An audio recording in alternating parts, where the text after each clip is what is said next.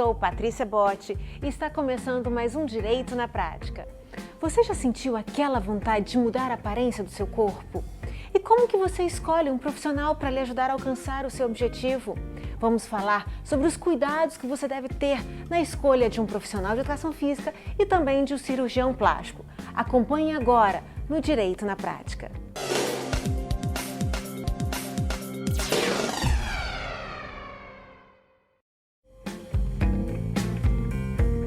Qualquer intervenção cirúrgica, seja estética ou por razões de saúde, é uma decisão que envolve muita preparação e tem riscos.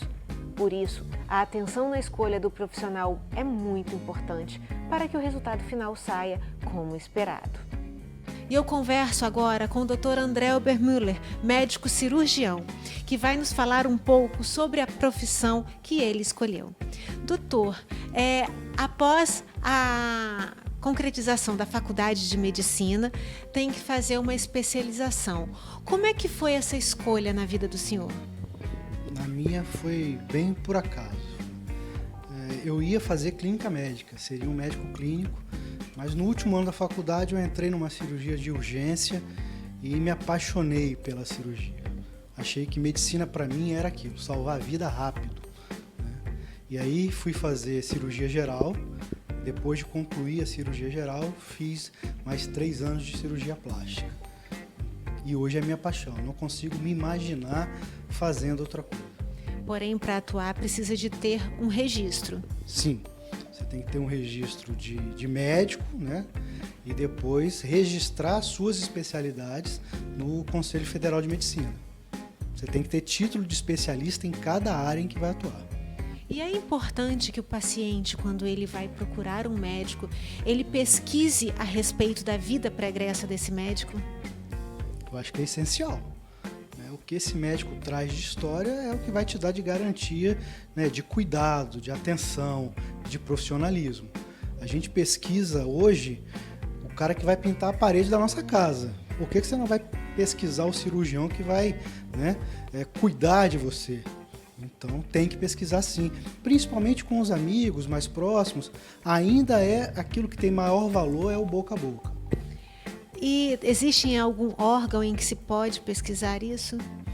O Conselho Federal de Medicina, principalmente, e as sociedades de especialidades. Cada especialidade tem uma sociedade nacional que rege, né, que cuida dessa especialidade. E o senhor aconselha aos jovens que estão fazendo medicina a seguir a cirurgia? Eu sou suspeito, sou apaixonado por cirurgia. Cirurgia para mim é um vício. Eu não consigo passar muito tempo sem operar.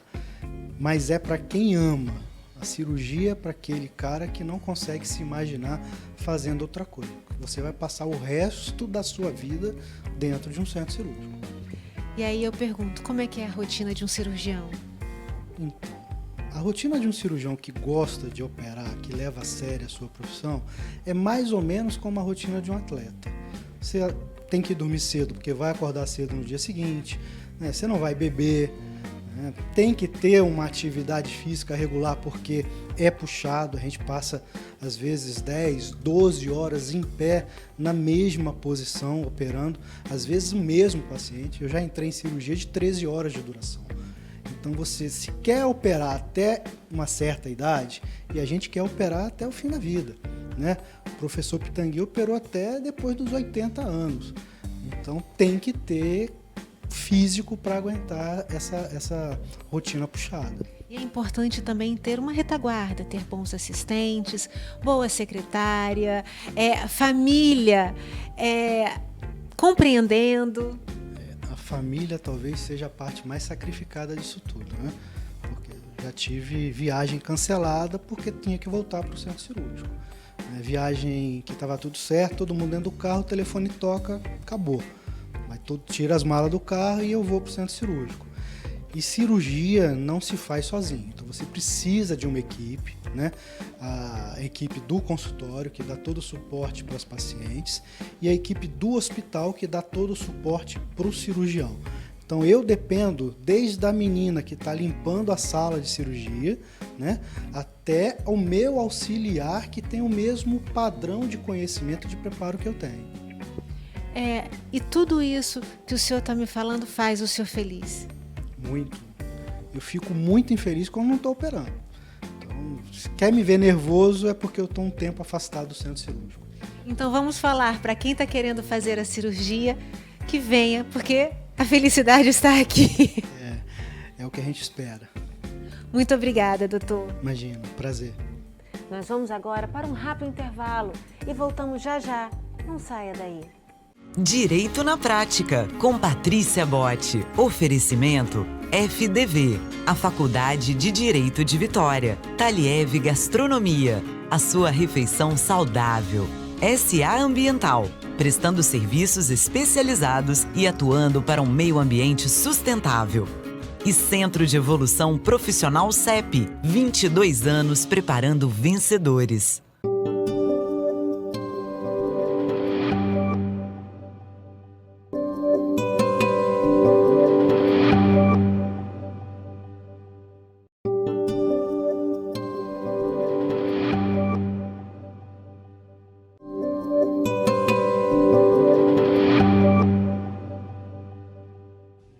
Estamos de volta e agora você confere uma entrevista exclusiva com o professor Rodolfo Pamplona, que esteve em Vitória e falou conosco sobre o direito do trabalho e suas características. O Direito na Prática conseguiu uma exclusiva com o professor Rodolfo Pamplona Filho, que vai conversar com a gente sobre a Justiça do Trabalho. Não é isso, professor? Patrícia, é um prazer participar aqui do Direito na Prática e uma oportunidade de fazer esse programa, escrever com vocês, bater um papo, tirar algumas dúvidas. E é uma vez por ano que o senhor vem aqui em Vitória? Sim, eu venho aqui em Vitória uma vez por ano para ministrar aulas na pós-graduação da Faculdade de Direito de Vitória, da FDV. Aí eu que sou poliamorista, então dou em trabalho, dou em família, dou em civil. Para mim é um prazer enorme estar com vocês, porque é um público muito qualificado, pessoal muito preparado. E nós vamos agora falar de direito do trabalho e depois de família também. Mas não, estamos aí para conversar. Doutor, a Justiça do Trabalho, o direito do trabalho, ela passa aquela ideia de ser protecionista ao trabalhador. Com essa reforma, como é que ficou essa questão? Essa é uma concepção importantíssima, porque tradicionalmente a ideia do direito do trabalho é para proteger mesmo. A lógica do sistema do direito do trabalho é de proteção como uma tutela diferenciada de vulneráveis. O sentido do direito do trabalho, como o sentido do direito das relações de consumo, é um tratamento diferenciado para desigualar aqueles que são desiguais. A lógica é de um direito intuitivo. Só que, com a reforma trabalhista, essa já consolidada, da Lei 13.467, o que aconteceu? Nós passamos a analisar determinadas circunstâncias em que houve uma modificação da legislação, não para proteger o trabalhador, ou o empregado, ou o emprego, mas sim a atividade econômica, a ideia da empregabilidade. Então, na verdade, nós passamos hoje, talvez por uma crise ontológica do direito do trabalho. Qual é o seu papel? O que é que ele quer ser?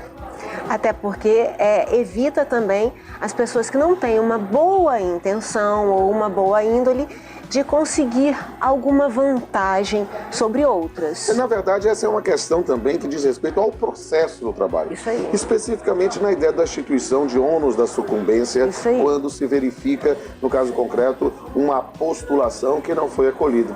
Mas essa é uma questão que vale a pena até fazer um programa inteiro sobre isso. Por quê? Porque a discussão sobre o acesso à justiça é uma premissa que deve ser analisada, não somente para o seu trabalho, mas para todos os ramos do Poder Judiciário. Será que é preciso realmente ter taxas justas para postular alguma coisa na justiça? A partir do momento em que nós temos no artigo 5º, inciso 35 da Constituição, com a ideia de um princípio de inafastabilidade, indeclinabilidade do Poder Judiciário, será que a gente não poderia encarar de uma outra forma, pensar a prestação do serviço jurisdicional como um serviço público indispensável, que ao contrário, não deveria ter horário, deveria ser 24 horas. Quando nós pensamos, por exemplo, numa vara criminal, uma ideia de uma audiência de custódia, o crime não tem que ficar esperando no dia seguinte. Sim. Então, ter esse tipo, que não deveria ser só plantão, devia ser o indivíduo à disposição tal qual, quando a gente pensa em saúde, quando a gente pensa em educação, nós temos que pensar, talvez, numa concepção da própria noção do Estado. Só que o papel do Estado, o perfil do Estado na contemporaneidade tem sido repensado. E isso gera uma onda também no campo da atuação do Poder Judiciário. E essa questão que você está falando, do horário, ajudaria muito a vida de todos os advogados, porque o nosso horário é restrito. Exato, mas o que acontece hoje? Dentro desse redimensionamento do papel do Estado, as pessoas dizem, olha, agora com a ideia de contingenciamento, com a ideia de restrições orçamentárias, os próprios órgãos do Poder Judiciário estão limitando o horário e o acesso, quando a lógica deve ser inversa. A ideia de ampliar para que todo aquele que tem uma demanda pudesse postular. Só que, nesse novo perfil, as pessoas dizem assim, não, olha, então, já que eu agora tenho que pagar para entrar, tenho que, se por acaso eu não tiver uma pretensão acolhida, porque não é uma pretensão acolhida porque você fez diante de má fé, ou algo do gênero. Não, porque em função de determinadas circunstâncias, a sua produção de prova não convenceu o magistrado. Então, o indivíduo faz uma expressão futebolística, ele diz assim, olha, eu só vou na bola certa, eu só vou para bater pênalti, eu não vou especificamente para construir a jogada. E aí ele suprime os próprios direitos. De certa forma, sim, e não somente a ideia de supressão em geral por falta de prova, mas também tolhe um pouco a noção da criatividade. Por quê? Porque um dos papéis que a Justiça do Trabalho sempre teve foi justamente em função das postulações, eu sempre digo, em jurisprudência é caso de apropriação intelectual indébita. O advogado cria jurisprudência, o juiz só leva fama, porque são as postulações, as provocações, são as ideias, as teses que vocês sustentam e que encontram guarida de tempos em tempos nos tribunais, que acabam se tornando novas formas de direito. Nessas circunstâncias, o que é que tem de viver? As pessoas não estão com medo de pedular. Por quê? Porque se aquela tese não colar, leia-se, se aquela tese não prosperar no convencimento do magistrado, você, na verdade, vai ter que pagar honorários advocatícios sobre isso e, eventualmente, se for total improcedência, custas. Note que isso vai fazer o seguinte, olha, para que eu vou suscitar? Para que eu vou me arriscar? Sim. E aí, nesse caso, a ideia de juízes puramente legalistas acaba ganhando força. Doutor, muito obrigada por essas palavras. Realmente estamos lisonjeados. E é um prazer enorme vir a Vitória conversar com pessoas tão preparadas e inteligentes como os capixabas. Um dia de volta. Obrigada. Nós vamos agora para mais uma parada para os comerciais e voltamos logo com dicas de como escolher um profissional de educação física.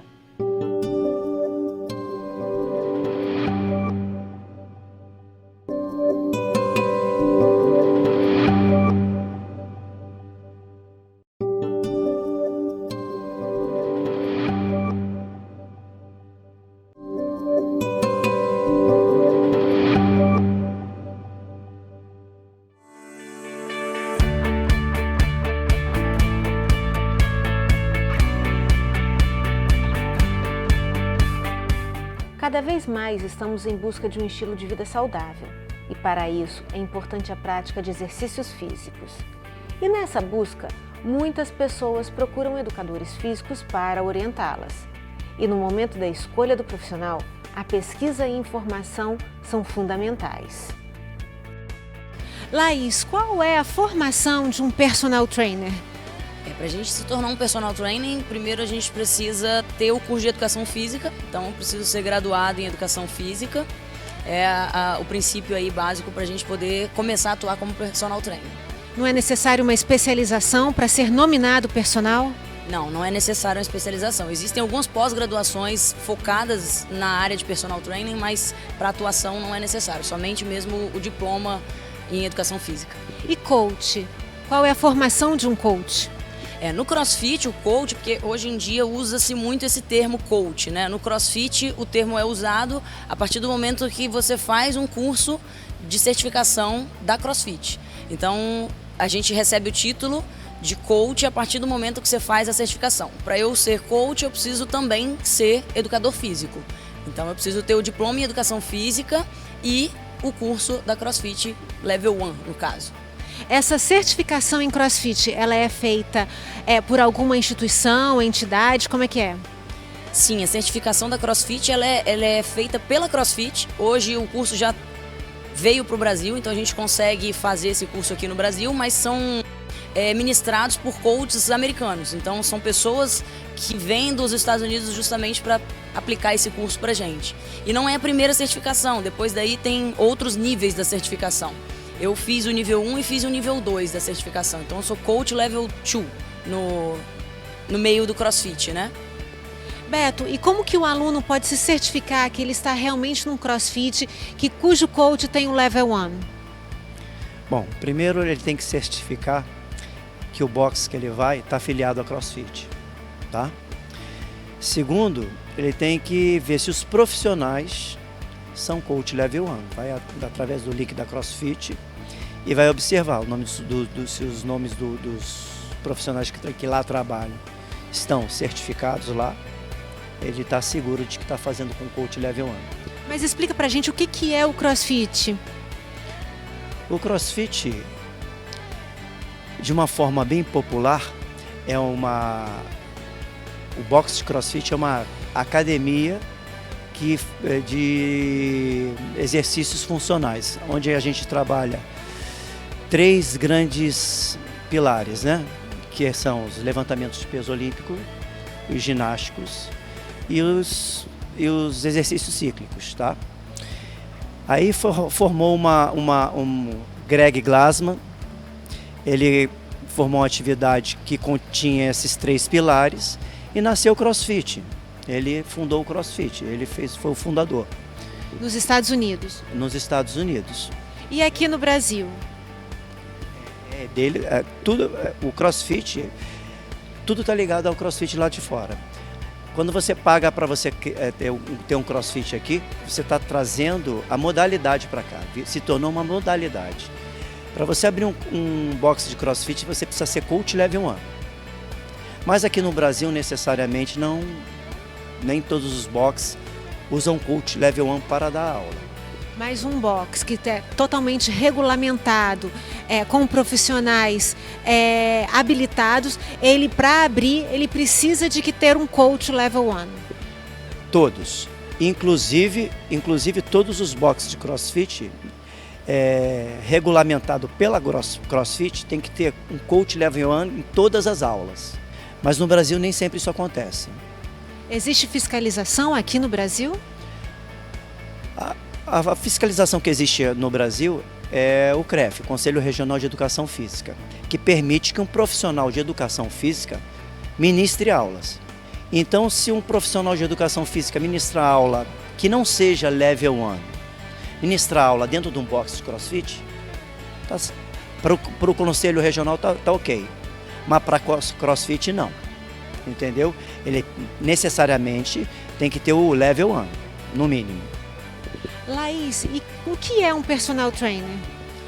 O personal é um educador físico que trabalha com aulas personalizadas. Então ele tem um aluno por horário, às vezes 2, não mais do que isso, porque o treino é totalmente individualizado. Então existe o professor de aulas coletivas, que você vai trabalhar, normalmente você trabalha nas aulas de academia com a ginástica de academia, você trabalha uma aula de spinning, de corrida até, e o personal vai atuar diretamente com o aluno. Então ele vai montar um treino totalmente individualizado para aquele aluno, né?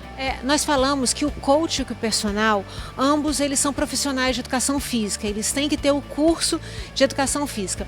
E qual é o risco para o aluno estar sendo assessorado por uma pessoa que não é profissional da educação física? Bom, isso tem acontecido bastante, né? Na internet tem muito professor fake e eu acho que o maior risco é você se machucar. Você tem uma graduação de 4 anos que o professor estuda, que o professor busca conhecimento, e uma pessoa sem conhecimento vai estar atuando diretamente com a saúde, né? Eu costumo comparar que é a mesma coisa você procurar um médico que não é médico. Então você está colocando a sua saúde em risco na mão de um falso profissional. E esse falso profissional, ele também corre riscos? Corre risco, até de ser preso. Porque se ele for denunciado ou se o conselho pegar, ele é preso. E nós falamos sobre a atuação do coach. E como é que é a atuação de um personal trainer? Ele atua somente dentro das academias de ginástica?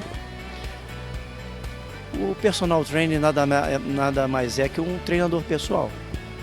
Ele pode treinar no seu apartamento, ele pode treinar na praia, onde você dispor. Ele vai arrumar recursos para fazer a sua atividade física, dependendo do seu objetivo, né? Ele pode atuar em diversos pontos comerciais? Pode atuar onde for permitido, em qualquer lugar.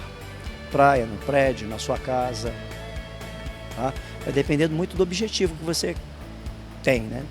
E a tua qualificação, qual é? Eu tenho formação em treinamento esportivo. Eu sou level 1 de CrossFit e atuo nas academias como personal training também, além de dar aula de CrossFit, tá?